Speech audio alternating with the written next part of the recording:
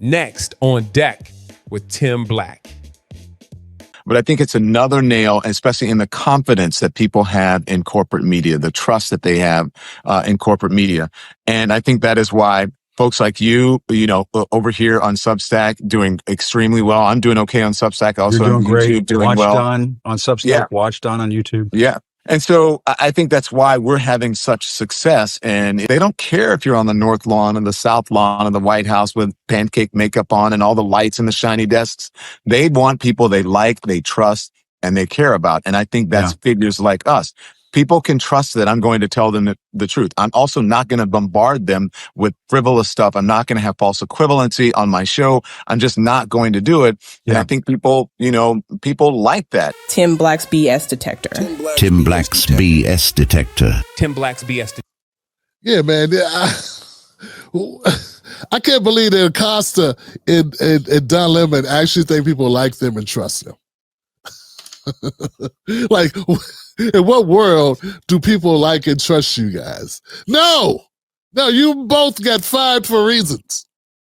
No. You're not super duper trusted, and people are not looking and checking for you, Don. You know what I'm saying? I see you do a live broadcast, and I see Willie D do bigger numbers. Okay, that's no diss to Willie D, but Willie D ain't put a record out since, I had a hot top fade. That's his last record. All right, so you no, and no, it's not symbolic. You guys having Substack. I mean, basically, you guys just pump each other's stuff up. You're artificially inflated by other people in the media business that help you out. How many people actually trust Don Lemon's reporting? Yeah, man, you guys are full of it, man. Speaking as a true independent who you try to be, you pretend to be an independent reporter. You're not an independent reporter, Don Lemon. Neither are you, Acosta. One guy got his bones by going after Trump unsuccessfully, and the other guy got his bones by going after Trump. Both of y'all went after Trump for a living. At least it seems that's what your major claim to fame has been in the last 3 years. And that's not enough to endear you to the public, not in my opinion. Maybe to some Democrats. Maybe Democrats love you. But generally speaking, as an independent, somebody who does not line up on either side of the aisle, someone who is arguably, like, straight up, guys, I'm a Democratic Party hater. But if I thought that Don Lemon was a badass journalist, he was doing it, he was amazing, and that Acosta was amazing too, I'd give them their props. I do not. They both very, very, very, very, very rarely get anything, like they very rarely step outside their own biases. They very rarely. Don still sounds like he's at CNN, and so does Acosta. And that's not what people are looking for. People want true, authentic voices. Not warmed over, dejected former CNN voices. They want the real deal. And that's not what you guys give. So, no. But it is funny just to hear you say it, like, hey, that's why they tune in to us, because we're so trusted. Yeah, we're great. People like us. People love us. They feel like they know us. They don't know you. A couple of elites. They don't know you. And that's what people are supposed to say about you. You're not supposed to say it about yourself. Other people are supposed to big you up and tell you how much they love you and like you and trust you. You're not supposed to say they trust you. How do you know they trust you? Who says they trust you? The lemon heads? The costronauts? Does Costas even have a name for his people? All right. Next. Yeah, everybody wants to pretend to be independent media when they get fired. Everybody wants to be a whistleblower after they get fired. Here's a hint. You can't be a whistleblower if you ain't got a whistle. They took your whistle. You can't whistleblow without a whistle. You either, Costa.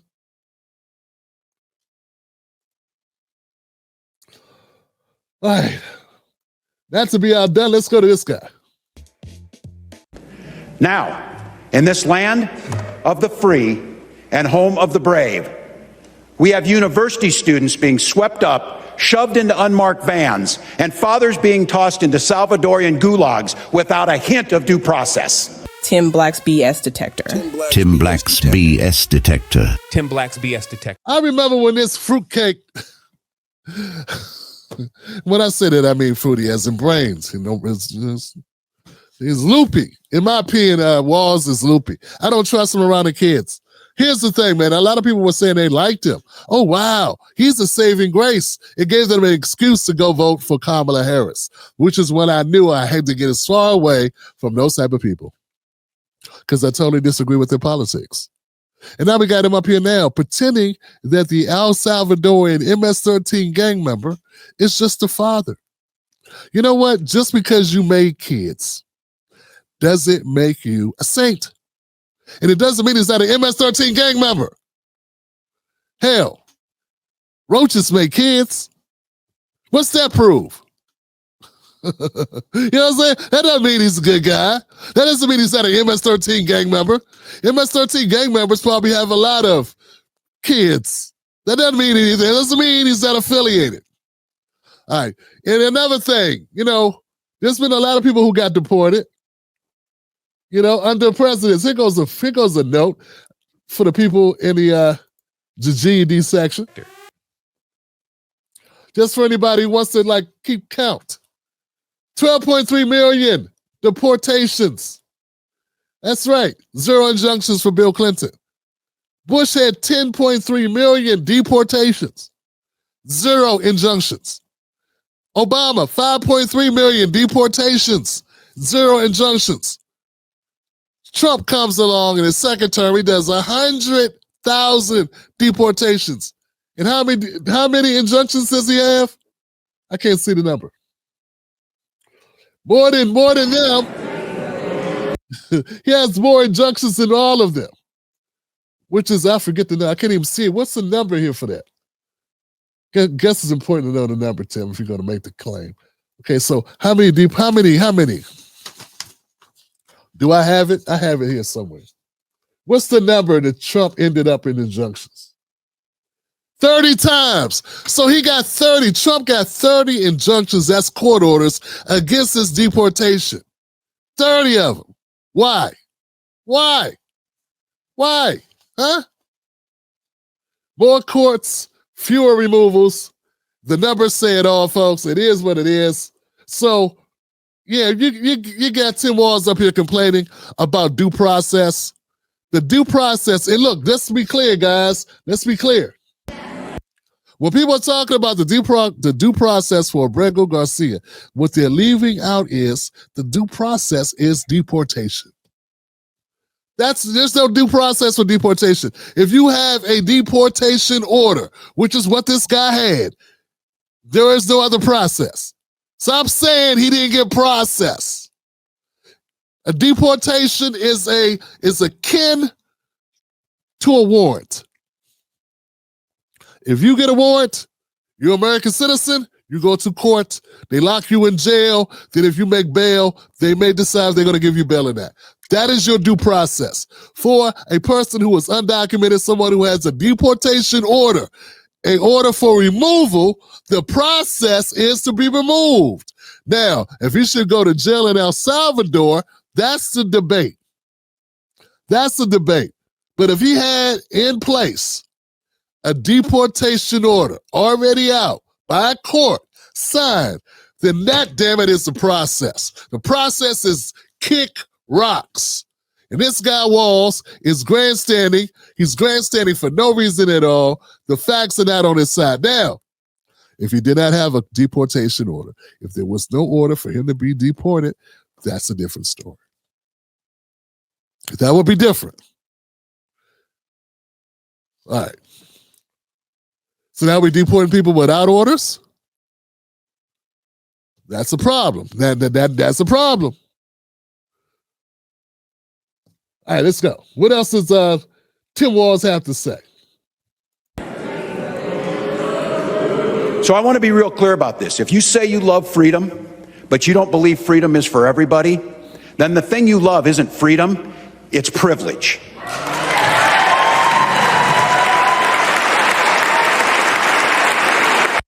So now we want to be privileged because we don't want people that aren't citizens to come to this country and not face deportation if they're here illegally. That's privilege.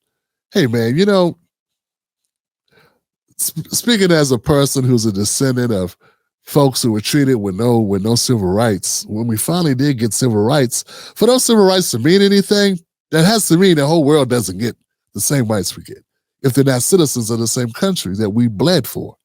Yeah, if I'm descendant of people, I'm a descendant of people that had to fight for their civil rights, who lived and died and fought in wars, every war that we've had in this country. Other people that come to this country who have not died and fought in wars to defend this country should not be privy to the same rights as me. If so, what good is having civil rights? What good is being a citizen if other people get the same treatment, if other people get the same consideration? No. Citizenship matters, and so should that you've been a part of this country, putting in on the kitty, paying into the system, that you've been a part of the fabric of the country, that you have your blood and your roots in the country matters. If not, then people can just show up at your house and just take over your house and just take over the deed of your house. What stops them? I don't understand the logic of people that want to agree with this. These people just see the world as flat. It's very disrespectful. Very disrespectful. And when you say things like this, if you're going to say them, you can't say them around black people. No, Walz should not be able to say dumb things like this around black people. And black people need to sit down. It's only the dumb Democrats, black Democrats, that are the only black people that stand up for this. Because the rest of us know that it's not about politics. It's about black Americans have given enough to the United States that other people should not be able to just come in and take our spot, just come in and just move us abruptly out the way and zoom past us.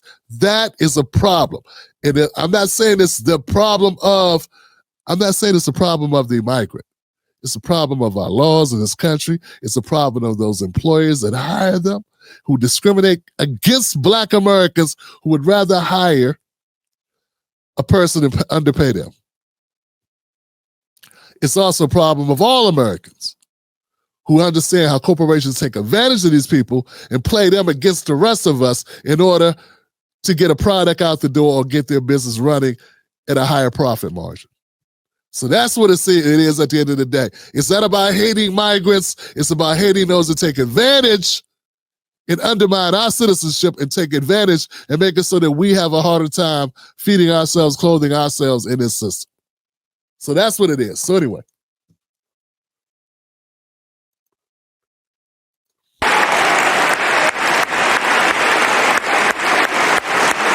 Tim Black's BS detector. Tim Black's BS detector. Tim Black's BS detector. Next on deck with Tim Black. They do know. So I guess he's saying he's out. So then who's in? I'll tell you who wants to be in. Co-founder of the Young Turks, Cenk Uygur. Okay, so here's the thing, guys.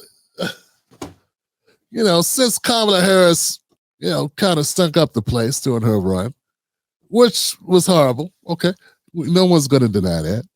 And the failures of the Joe Biden administration at large, there really is no de facto leader of the Democratic Party. Some people are vying for it. Some people say it's AOC.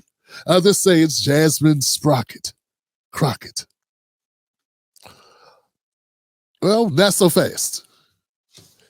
Here goes Cenk Uygur. You can't make this shit up. Cenk Uygur he's claiming he's going to fix the Democrats. Man, what is really going on here, man? I think it's just the audacity of nope. But let's hear him out, guys. Let's hear his great ideas. Just an hour ago, he launched what he's calling a rebellion movement. I'd say that's redundant. I think he just needs rebellion. He is certain that he knows how to put Democrats back on the path to victory. He is here by the ever reasonable, always optimistic, Geraldo Rivera. It is good to have you both. Geraldo, you listen to Cenk's pitch, and then we'll pick at him about it. Cenk, first of all, thank you for doing something. What's the rebellion? Why do you think you can take over the party?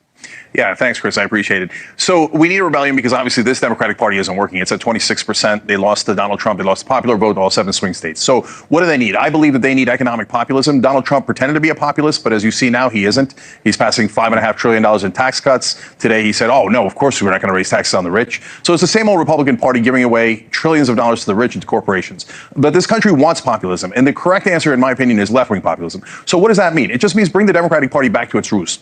What we're going with on rebellionpact.com is the 6 most popular proposals Democrats have, which, by the way, a lot of independents agree with, a lot of even Republicans agree with. So we're not just planning to run in blue districts as we did when I started Just Democrats. We're planning to run in purple districts and red districts. So higher wages, paid family leave, make sure that we got lower drug prices by negotiating at Medicare, lower housing prices, money out of politics, anti-war. This is a super popular plank, and now we're joined by Ro Khanna, who has joined the rebellion, and he's the first sitting congressman to do that. And on top of that, we've got Richard Ojeda running in North Carolina 9th District. That's an R+10, but we're going to win that district. We're being very bold here. And when we win those purple and red districts, we're going to make a case to the American people.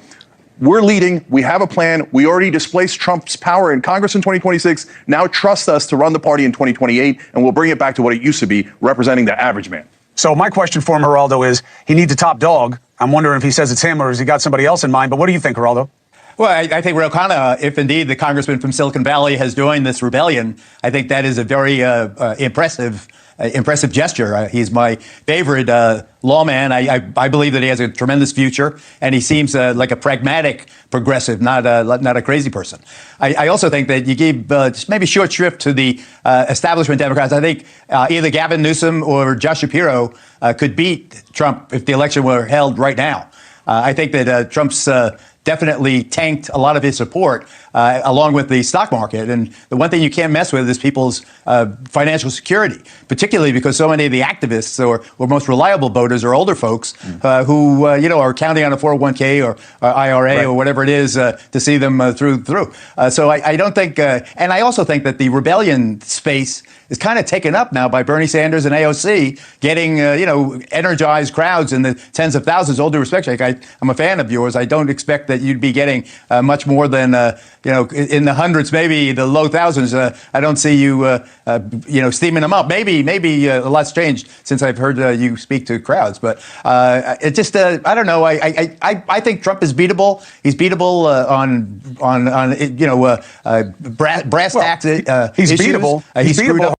Yeah, man. Guys, I'm looking at it. Geraldo. Okay, I'm looking at what they're saying here, and look, I get the idea. There's a vacuum right now, and people need to fill it, and it's an opportunity to make a play of something different that can be brought to the table. And honestly, the Democrats are pretty much sticking up the place. And who's got a better idea? Somebody bring up some better ideas. Here's the problem with it. And like Ro Khanna, I got respect for Ro Khanna. We don't agree with everything, or I don't agree with everything that Ro Khanna does or says or whatever. But Ro Khanna was always somebody to sit down and talk to me about issues. He used to come on the channel a lot. And I respect the hell out of Ro Khanna being open and being someone who will have dialogue. Even when things can get a little adversarial on tough questions, he will answer the tough questions. Richard Ojeda, another guy. He was a working class type of guy. It's one thing I like about Ojeda, right? A vet. Scrappy guy, you know what I'm saying? I thought he was in West Virginia. They say he's in Carolina. I think it was North Carolina. He just said, interesting. I like Ojeda. You know what I'm saying? Another guy I could talk to. But the problem I have with this, and I don't know anything about it, I'm pretty sure I know what policies Cenk's going to be about. Where the black people at? Yeah, that's the same thing I say about Bernie Sanders and AOC. Okay. In order to make any noise, black Americans must be at the table, and they can't be establishment black folks either. Now, it can't be the establishment. It has to be black folks that are actually going to stand up for black issues and be concerned to the point where they are putting that first, above their own self-interest, above their own cushy job, before their own wallets. They got to be serious about that. And that's not what I'm seeing that I've seen with the Young Turks or with what's that thing they had before? They had the thing he did with Kyle Kalinske. This is not the first time that Cenk Uygur has teamed up. The Justice Democrats is what it was called. Once again, where was the black representation for that? You can see it's vastly missing from Bernie Sanders and AOC's events. So how are you going to fill that? And you can't go get sanitized black folks either. Don't go get the black folks that can't go get black folks. You understand what I'm saying? That's the problem. So I see a vulnerability in this to begin with. And look, and I don't believe, remember, I'm a Democratic Party hater. I don't believe the Democratic Party is reformable, not from the inside, maybe from the outside with enough pressure. That's what I believe. I believe it's reformable from the outside with a lot of pressure from competition. That'll make them change because they ain't going to change on their own, Johnson. They just fold you in and absorb your life force. That's what they do. It's like, I don't know, what's the analogy for it? I don't know, but they consume you, they eat you, make you part of, like The Thing. Remember The Thing? John Carpenter's The Thing? When it squirts on you, gets that liquid on you, if they don't check on you in time, you become part of it. And then it looks like you, and it's taking over you. And that's what happens to even people with the best intentions when it comes to the Democratic Party. So yeah, I'm not with Cenk Uygur here in that way. I don't know how you avoid it. And that's another thing. I don't even know if that's what he wants to do. Does he even want to avoid it? Is this just a play to keep things interesting? I don't know. And what's he talking about beating Trump? Trump is in his last term. How are you going to beat a guy who quit, who's done? There's no one to beat. Geraldo think terribly? He's screwing it up. We'll see what he does. He's beatable because he can't run. So, Cenk, the central theory, though, is how do you displace AOC and Bernie? So there's no need to displace AOC and Bernie. I don't have any problem with what they're doing. I think they're doing a great job with the rallies. We might, you guys and I might disagree on some of that, but this has absolutely nothing to do with me. I'm part of the people who founded this organization, and I'm on the board of it. Cara Eastman, another great progressive Democrat, is the executive director right now. Brianna Wu's on the board with me. So this is a giant organization, and we've got one other candidate coming out on May Day. He's another excellent populist. So this is not vis-a-vis Bernie or AOC at all. But it's also not guys, we're going for economic populism. So I'm planting our flag here, and I'm saying if you believe we should go with our most popular policies, and you believe we should go with economic populism, and you think that should be our focus, then come to rebellionpact.com. We're accepting candidates, we're accepting volunteers, and obviously we'll take donations as well. But Ro Khanna is a super strong voice, and I love what Geraldo said about him. And he's so reasonable, he's so pragmatic, and he puts a great face to progressivism. See, I got problems, man, when I hear people talk about reasonableness. Reasonable. We don't need reasonable. We need fired up. We need people that are willing to go against the status quo. That's what you need, man, or no one's interested. Now, I can speak, I think I can speak for some people, some of us Black Americans, and some of my working class white Americans as well. The couch looks good. Couch look good. Couch look comfortable. Couch look good these days. If that's all you got is AOC talking this airy nonsense and Bernie on his way out the door doing his greatest hits. Up there looking like Frank Sinatra doing his greatest hits on his way out the door. I did it my way. No one's dancing to it other than the usual suspects. And that's not going to win anybody's election. So no, not feeling it, man. Not feeling it at all. And shows people, hey, look, he calls it economic patriotism. So I think he's one of the really bright lights in our party, and I'm thrilled. Maybe. I think that the Republicans are square. Trump is one in a trillion. He's the only movie star they've had since Ronald Reagan, the only one they're likely to have going forward. But I don't see where you squeeze in. I think when you're getting a new product in a market, you go to the store, you go to the Target, wherever it is. Where's my space in the shelf? I'm not sure where the rebellious Democrat space in the shelf. What kind of ketchup are you, Cenk? Yeah, so some of those are good questions, Geraldo. So first of all, on culture wars, this group isn't doing culture wars. We're focusing on economic issues. So we're not interested in having those debates that are wedge issues that drive us apart. And we talk to the other side. We're willing to talk to everybody. I took a lot of heat for going on right-wing podcasts, independent podcasts, and I'm totally in favor of that. We lost the popular vote. Good. We need to regain the popular vote. And you do that by reaching out to independents. At this point, Donald Trump is intensely unpopular. Last poll that came out is he's at 40%. Yeah, that's not going to hold, though. It's not going to stay that way. All it takes is a win, and he's right back in it, Johnson. Yeah, that's all it takes is a win. Let any of his recent stuff, like that's all news cycle stuff. He's the president of the United States. Yeah, you can't make the argument that, oh, he's so far gone, it's over. Yeah, he's taking a hit right now in the polls. I admit that. Trump is taking a hit in the polls, but it won't hold. It's not going to stay there. All it takes is one win. If he gets the Ukraine win, if he gets an actual end of the Ukraine war, bam, to the moon, Alice. That's it. A turnaround in the economy, boom, to the moon, Alice. Like he has all these opportunities just sitting there. If any of them come in for him, he's back up. But at the end of the day, he's got, what, another year and a half, 18 months? I mean, it don't matter till the midterms come knocking. What can you do? Nothing. He's in power, you're not. You got to deal with it. Perfect. You made it to the end of the video. I appreciate you. Now, Google thinks this next video is going to be perfect for you. It's right up your alley. So click the next video, watch that with me, and let's keep this politics going. You're built for this.